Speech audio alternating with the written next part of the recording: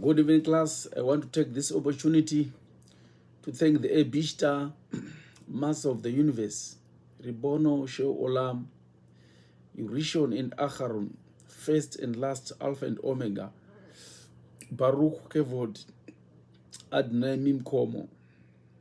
Praise is God, Akadosh Baruch Hu, who created the universe and man in his own image. We want to thank him for all these lectures that we are doing. So without wasting your time, our topic today is called Beware of Demons. And just because something is seen with your eye or with your eyes or with our eyes doesn't necessarily mean that that thing exists.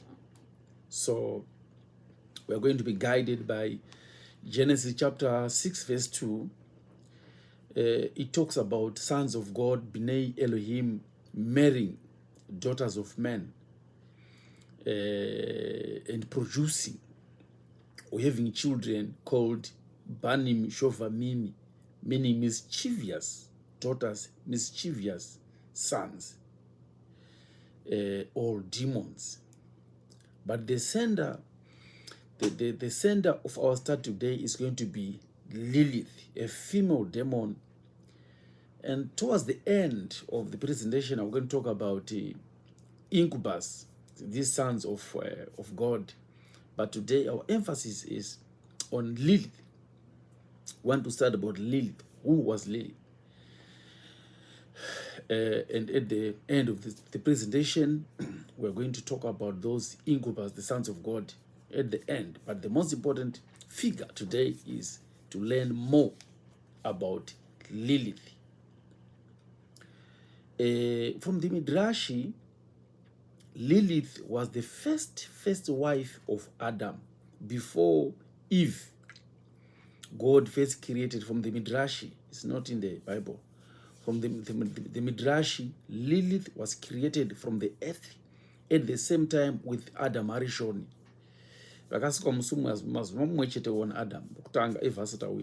So if Lilith was created from the earth at the same time with Adam Arishoni, so she was very unwilling to obey Adam.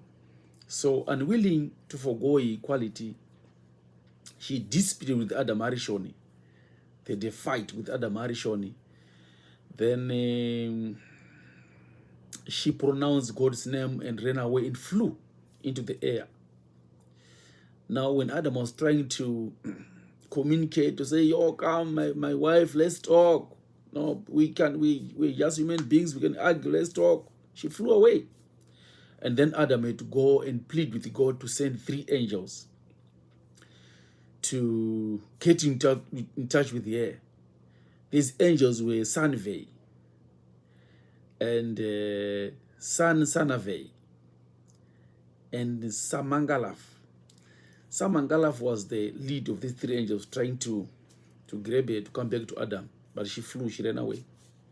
She couldn't come. And that Lilith is a demon today. So remember, she was married to Adam Arishoni, the first man, to Adam Kadmon. Then she ran away, and angels sent by God couldn't catch her. So there's Zoa. So she ran away. She flew from never was she seen again, and she was now a demon, the chief of female demons. So the Zohar attributes the origin of certain types of demons in sexual intercourse between humans and demons. That's why I want to emphasize on Lilith so that people understand. The topic is, remember, don't forget the topic. Not everything that you see with a naked eye, not everything that you see with an exists. As is also known as an exist. No. You think it's a woman, you might think it's a man, and yet something inside that person, there's something hiding inside that person. So we said Lilith ran away, and the Zohar attributes, Lilith to the, causative agent of all sexual activities that happens when people are sleepy. So demons born to humans create illegitimate children. So and these children are called Banim Shovamimi, mischievous sons. Very rude, very, you never understand. For example, Lilith, like we have said, Lilith, a demon, is mentioned several times in the Talmud, especially those who want to refer to Eruvimi chapter 100b, is in the Talmud. So she appears as a female demon with a very attractive woman's face, with very good, long hair, and she entices men. This Lilith, the original Adamic wife, the original wife of Adam Arishon. So that's what she does. She's very attractive. She entices men. You can never imagine what she does, and so that's why I'm saying, not everything that we see with the naked eye exists, and that's why also prayer is very important to maneuver in this world, to traverse this globe, because there are so many of these Liliths today. So the same Lilith again has been identified with the Queen of Sheba. The story of Queen of Sheba, that Queen of Sheba, the woman, the queen who visited Shlomo ben David, Shlomo Melech in Israel.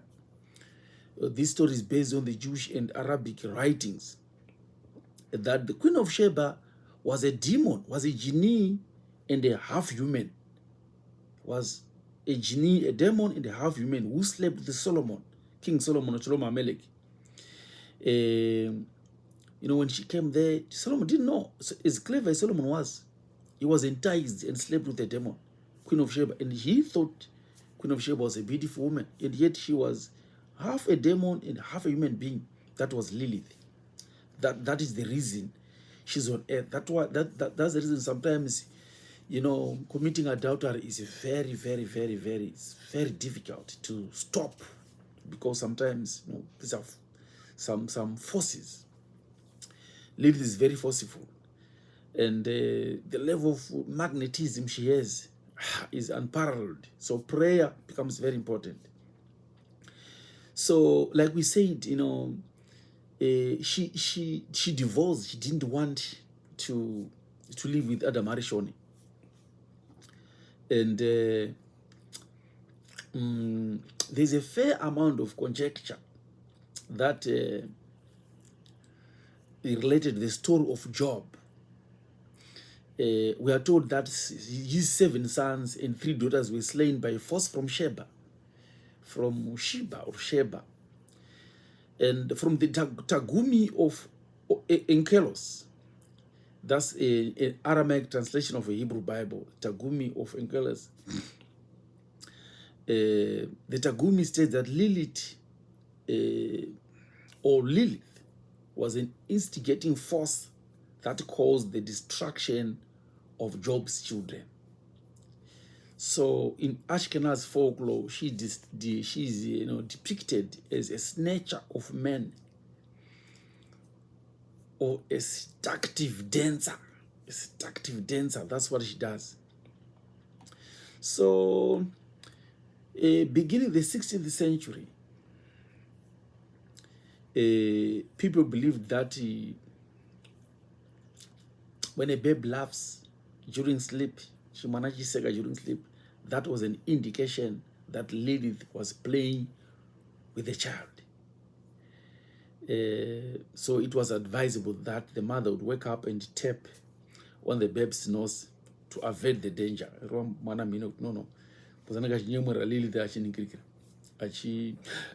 No. Doing that to the child.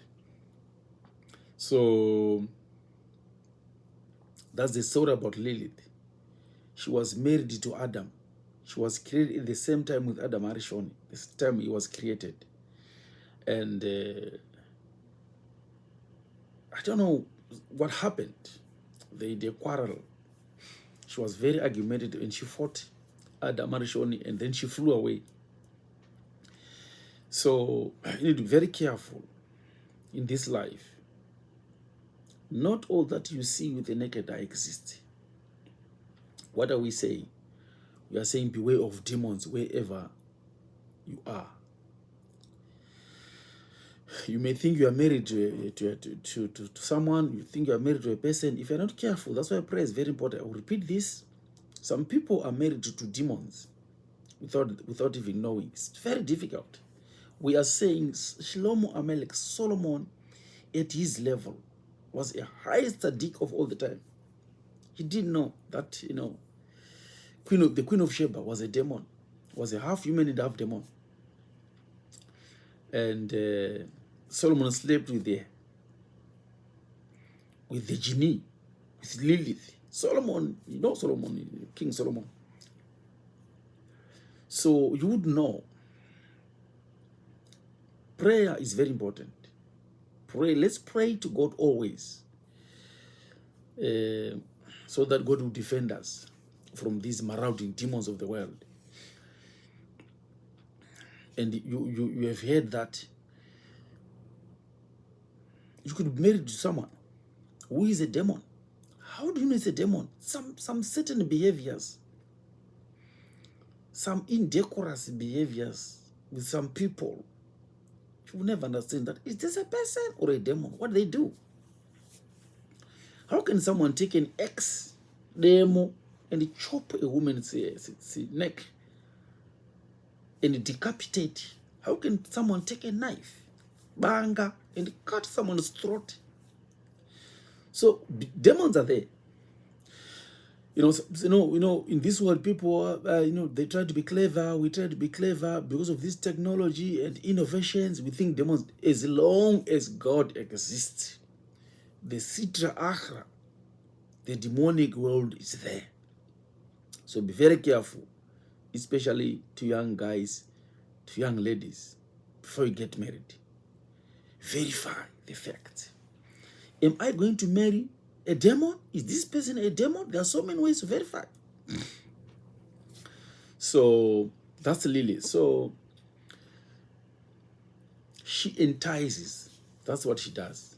Every other day. In the streets, in the grottos, in the fields, wherever you go, she's always there tempting. That's why the Bible says, Zuleika, the wife of Potiphar, was changing. She used to change her clothes almost every day to entice and attract Joseph Hasadik, the righteous. So people were saying, Zuleika, but Zuleika was Lilith. So she uses people. Lilith is a spirit. She uses people to entice men. And she was trying to do it on Joseph Hasadik, the righteous. And fortunately, he had Joseph, had he not seen the apparition of his father, he saw the apparition of his father, at the window. The father, Jacob, was, remember Joseph, the righteous, was the son of Jacob, the patriarch. So, when Zuleika, the wife of Potiphar, was sexually seducing Joseph, Joseph, saw his father's apparition. And Jacob said, Joseph, this is what you have thought to derail the whole Jewish nation into the mire. And then Jacob was crying. Jacob was sobbing tears. And Joseph saw that. That's how he ran away, Joseph, from Lilith. It's very difficult. So that's why praying is always very important. You are not even safe with Lilith. And there are 4 arch female demons. We have Naama, we have Lilith, we have Agras and Batmachlas. These arch demons, female demons. So lastly, like I've promised you before the end of this lecture, but I wanted to emphasize on Lilith, but now I'm going to talk about the incubus. Incubus, sons of God, but demons. Genesis 6, these were sons of God. Sons of God attracted to human beings, to daughters of men, an angel being attracted to a daughter of men. and they gave birth to children who were demoniac, called Nephilim or Rephaim. Very intelligent, very shrewd. But these incubus, they are very lustful male demons. They pursue women for sex. So that's what they do. They pursue women at all costs. So the truth is that when fools see a well-dressed woman or a man, they look no further.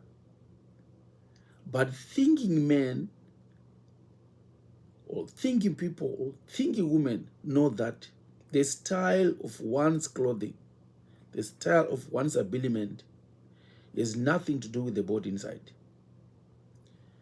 Kabbalah teaches that the worth lies in the motive. Why is this person at the corners of streets? Why is this person wearing such type of habiliment, clothes? Why is this person doing this? So a Kabbalistic eye must see inside.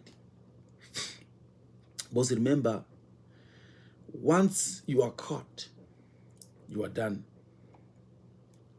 So these incubus, male demons, are especially attracted to women with the beautiful hair,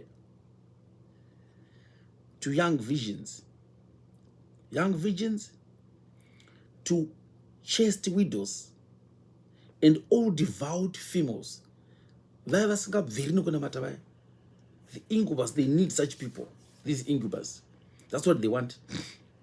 Those who are, the strictarians, the loyalists, especially women, especially nuns, are among the most vulnerable and could be molested in a confessional as well as in bed. While the majority of women are forced into sex by the incubi, some of them submit willingly and even enjoy the act.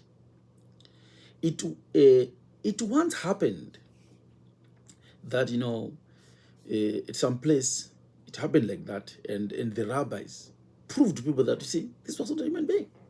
So a story is told of a certain rabbi who had crossed the 7 rivers to see a prostitute. It happened. And then he came back. So to join the other class in the shiva, in the synagogue, the chief rabbi said, "Where are you coming from?" And he said, at the back, some commentaries say he did not enter into the synagogue because he said to the rabbi, I have had committed adultery. And the chief rabbi said, "No, let's see what happened." Then he relayed the story to the rabbi. And the rabbi said, "No, you slept with the demon." And it's very difficult for you to identify, to discern that this person is a demon. It's very difficult. I've given you an example of Solomon. I said Solomon himself could not identify that he was sleeping with the Queen of Sheba, and he thought she was a human being, and yet she was Lilith. She was a demon. So,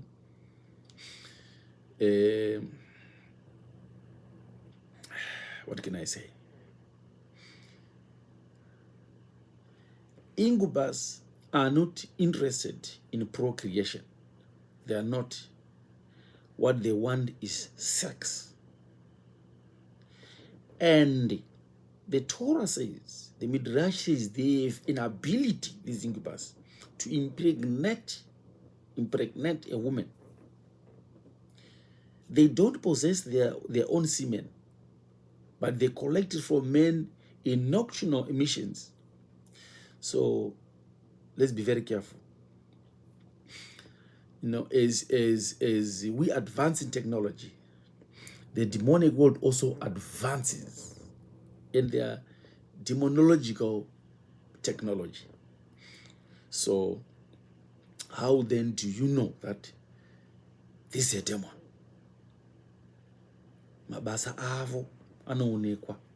If a person is very evil, is evil from the Sitra Achra, doesn't care, is not even worried, then it's a sign that it's an incubus or Lilith. So now, how do you avoid a Lilith? And how do you avoid an incubus? a male demon, in form of a human being. We said they can procreate, they can appear like a normal human being, because we are not gifted to see them. And I've said, not all that can be seen by a naked eye exists. Azvisi zvose zvatinoona neziso zvinoexista. Unorisha kuona utoti incubus kana kuti Lilith. Lilith, the first wife of Adam Arishon, who flew away from Adam, is causing havoc in this world. So what then should we do? How do we avoid? How do we protect ourselves? How do we ward off these demons? You know, we have people from different religious backgrounds. Some, you know, it's recommended that, you know, salt is very important. You can wash your face with salt. You know, some churches use salt. Some churches use water to do what is called aspersion, kukusha. It's very important. Some people, you know, drink coffee. It's very important, so that you're protected. Some people feel electrics. Some people use mezuzah. All those things are very important to protect and to defend you, or to ward off these demons. And you know, the Midrash prescribes people to use the word abracadabra. Abracadabra literally means I'll create as I speak. And the phrase contains the second word of the Torah, hara, from Abraha. Hara. Hara. Abraha. The hara in the abracadabra, he has got 26 letters. So it means God's divine tetragrammaton, Yud, He, Vav, He, the 4-letter name of God. So abracadabra is very important. Some can say in the morning, abracadabra, I create as I speak. When you say abracadabra, you are saying in the abra, the hara part is a 26 numerical letter name of God, mean Yud, He, Vav, Ke. So when you use the God's name, you are protected. And you can also read Psalms. Every morning, find a chapter in the Psalms and read it to defend, to protect yourself before you sleep or before you go to work, wherever you are supposed to go. Because, you know, that some people call them, you know, I don't know, you know, they call them, you know, spirity husbands. I don't know those terms, but these demons are panika. You need to be very careful. You know, like that, the story of the baboon that happened maybe in South Africa. You know the story of the baboon. I'm going to say it here. So thank you so much for coming. You know, this is some of the things that we do. These lectures are mystical. Like we say, we connect, you know, book without men to men without books. These, you know, such you know, presentations and lectures, we research. It's not that we are trying to take it from our own, you know, what we think or our own mind, but we read and research and we share. So the most important point here is beware of demons. Not everything that you see exists. And not everything that you don't see doesn't exist. As no. As it's only that you are limited. Thank you so much. May God bless you. Baruch Hashem. Amen, amen, amen.